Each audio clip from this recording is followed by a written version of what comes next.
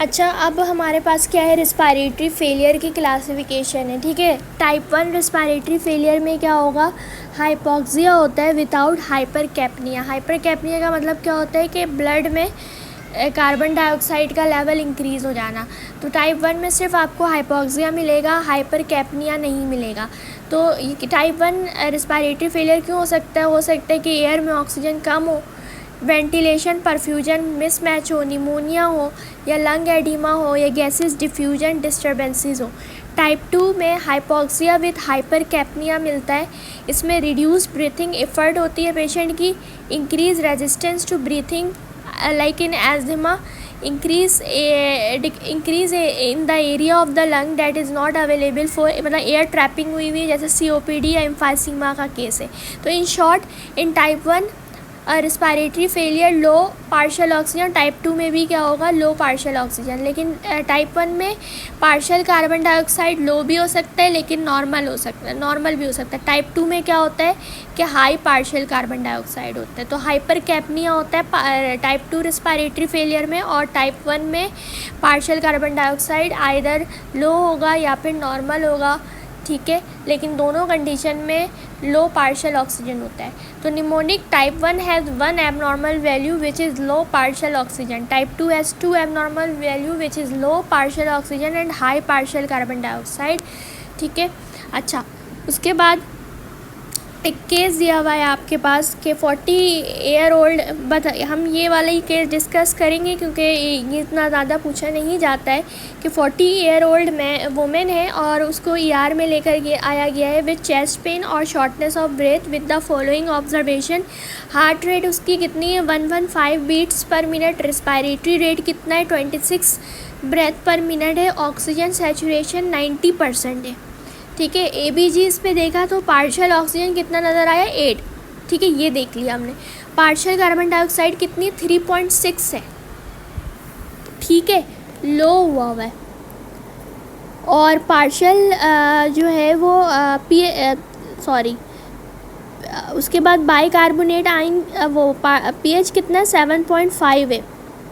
ठीक है, इंक्रीज़ हुआ बाइकार्बोनेट देगा 21 है। अब इसमें आपसे पूछ रहा है डायरेक्टली कि कौन सा टाइप ऑफ रिस्पायरेटरी फेलियर है और what is the abnormality regarding acidosis है या अल्कलोसिस है। तो आपने एक चीज़ देख ली कि भाई पार्शियल ऑक्सीजन कम हुआ है। ठीक है, पार्शियल कार्बन डाइऑक्साइड कितना है, 3.6। हाइपरकैप्निया तो नहीं है ये। ठीक है, तो विदाउट हाइपरकैप्निया तो that is type 1 respiratory failure. अब pH को देखा कितना आ रहा है, ज़्यादा आ रहा है। ठीक है, बाइकार्बोनेट कितना है, 21 है, तो डेट इज़ रिस्पायरेटरी अल्कलोसिस। क्यों रिस्पायरेटरी अल्कलोसिस, देखो पार्शियल कार्बन डाइऑक्साइड नॉर्मल से भी कम हुआ है आपके पास। ठीक है, pH कितना आ रहा है, अल्कलोसिस को शो कर रहा है, तो डेट इज़ रिस्पायरेटरी अल्कलोसिस। ठीक है, उसके बाद एक क्वेश्चन है कि 80 year old retired plumber present to the ER with 2 weeks history of fever, left chest pain, cough, shortness of breath है और स्मोकर है। ऑन ऑस्कल्टेशन आपको क्रेपिटेशन सुनाई दे रही है और डिक्रीज एयर एंट्री है at the left lung base.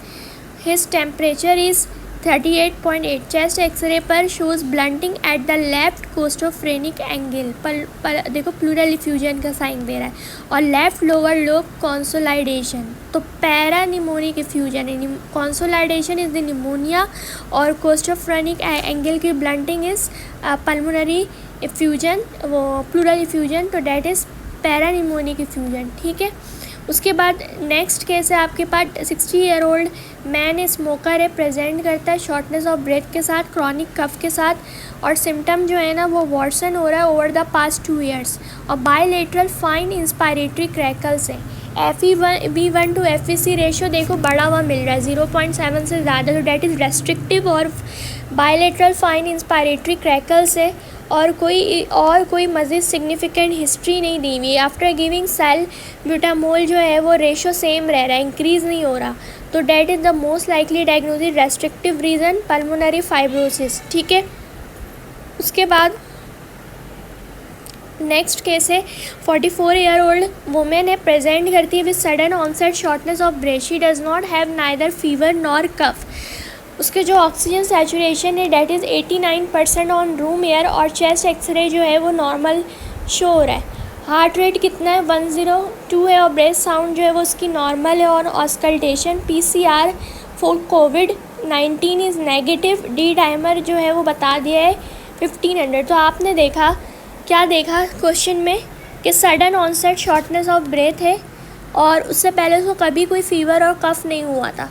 Oxygen saturation कम हुई भी है on room air, chest x ray normal है, हार्ट रेट 102, ब्रेथ साउंड भी नॉर्मल है, PCR फॉर कोविड-19 नेगेटिव है, डी डाइमर कितना है 1500 है। तो लाइकली डायग्नोसिस नॉर्मल कितना होना चाहिए, less than 500। likely diagnosis pulmonary embolism because shortness of breath, hypoxia, tachycardia and increased D-dimer। तो इनिशियल इन्वेस्टिगेशन चेस्ट एक्सरे करवाते हैं हम पल्मोनरी एम्बोलिज्म में। Most appropriate is CT pulmonary angiography which is gold standard. अगर pulmonary embolism suspect कर रहे हो या कंफर्म हो गया, आपने डॉग्स ट्रीटमेंट स्टार्ट करनी है अकॉर्डिंग टू न्यू गाइडलाइन, ठीक है। फिर methotrexate pneumonitis that is not important for the final year level, ठीक है। देन हमारे पास वही वाला केस आ रहा है दोबारा। फिर उसके बाद ये 62 ईयर ओल्ड स्मोकर है, प्रेजेंट करता है with 10 month history of chronic daily cough, coughing up large amount of thick mucus every day, coughing up blood, weight loss, fatigue. Chest x ray normal आ रहा है, only increase bronchovascular marking, bronchovascular marking increase हुई है सिर्फ। तो most likely diagnosis ब्रोंकिक्टेसिस। हमें definitive investigation के लिए क्या करना है, high resolution CT scan of the chest करवाना है, ठीक है। अच्छा, ब्रोंकोवास्कुलर मार्किंग जो है ना वो हमारे पास इंक्रीज़ हुई हुई होती है। अगर इंक्रीज़ हुई हुई आपको मिल रही है तो रिसेंट रेस्पिरेटरी ट्रैक्ट इन्फेक्शन या due to chronic cough COPD के वजह से इंक्रीज़ हुई हुई होती है, ठीक है। या फिर नॉर्मल भी मिल सकती है। तो it is not the specific case in case of bronchiectasis. और ब्रोंकोवास्कुलर मार्किंग एब्सेंट किस में मिलता है, तो डेट इज़ नीमोथोरैक्स, ठीक है। फिर post operatively plus long time immobile है patient, tachycardia, shortness of breath है, ऑक्सीजन सैचुरेशन कम हुई हुई है, पल्मोनरी एम्बोलिज्म है। हमें क्या करवाना है, CT पल्मोनरी एंजियोग्राम करवाना है। और अगर पल्मोनरी एम्बोलिज्म आप सस्पेक्ट कर रहे हो या कंफर्म भी हो गया है तो आप डायरेक्ट ओरल एंटीकोगुलेंट स्टार्ट कर दो, ठीक है। अच्छा, उसके बाद next case is 62 year old man ने, लॉन्ग टाइम स्मोकर है, प्रेजेंट करता है with breathlessness, cough and pleuritic chest pain that has been worsening over the past 10 days। Dullness नज़र आ रही है परकशन पे, और डिक्रीज चेस्ट मूवमेंट और एब्सेंट ब्रेथ साउंड है over the left lower lobe, that is pulmonary effusion. Why pulmonary effusion? Even without a X ray we can से कि ये पल्मोनरी इफ्यूजन है, because dullness, decreased chest movement on the affected side, absent breath sound and shortness of breath, pulmonary effusion, ठीक है। और important differential diagnosis हो सकता है यहाँ पे, वो पल्मोनरी कंसोलिडेशन हो सकता है, लोबार निमोनिया हो सकता है, ठीक है। और लेकिन कंसोलिडेशन में हमें शॉर्टनेस ऑफ ब्रेथ और डलनेस और परकशन मिलती है, ठीक है। But in consolidation there is bronchial air sound that is harsh, जबकि प्लूरल इफ्यूजन में हमें एब्सेंट और डिक्रीज एयर साउंड मिलता है, ठीक है, ब्रोंकियल भी नहीं मिलता। Important cause to remember for pleural effusion is lung malignancy and the pneumonia. Then the other is important cause क्या होता है प्लूरल इफ्यूजन का, निमोनिया, लंग मैलिग्नेंसी।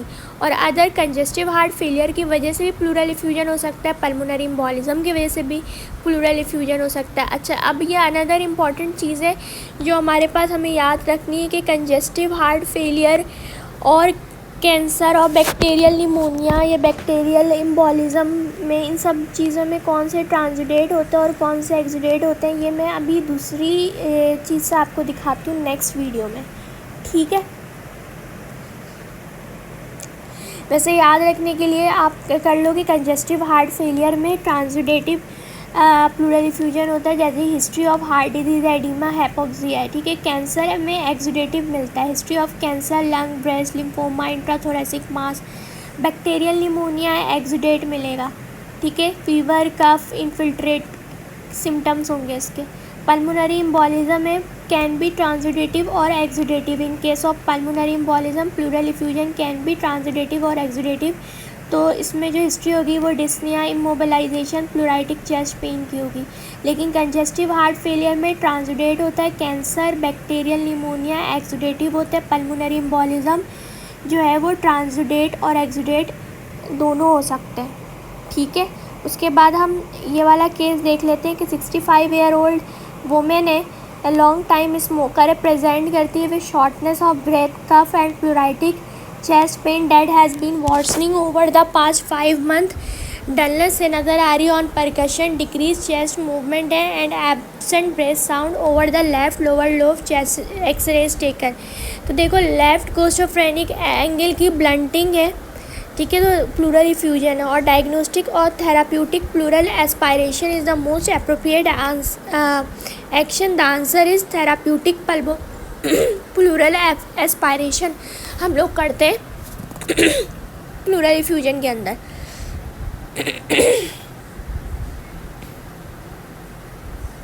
अच्छा, डायग्नोस्टिक प्लूरल एस्पायरेशन में हम कितना फ्लूइड ड्रेन करते हैं? 20 to 100 ml, ठीक है।